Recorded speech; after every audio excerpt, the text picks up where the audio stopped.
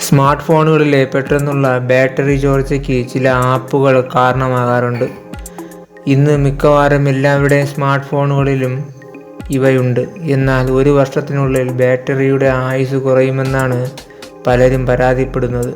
പൂർണ്ണമായി ചാർജ് ചെയ്ത ബാറ്ററി വെറും 30 മിനിറ്റിനുള്ളിൽ പകുതിയായി കുറയുമെന്നും ചിലർ പറയുന്നു.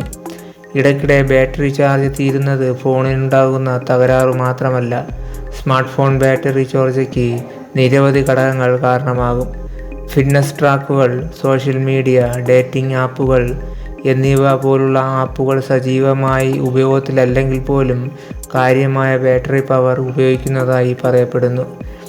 Fitbit, Uber, Skype, Facebook, Airbnb, Instagram, Tinder, Bumble, Snapchat, WhatsApp എന്നിവയാണ് യഥാക്രമം ബാറ്ററി ചാർജ് നഷ്ടപ്പെടുത്തുന്ന ആപ്പുകൾ.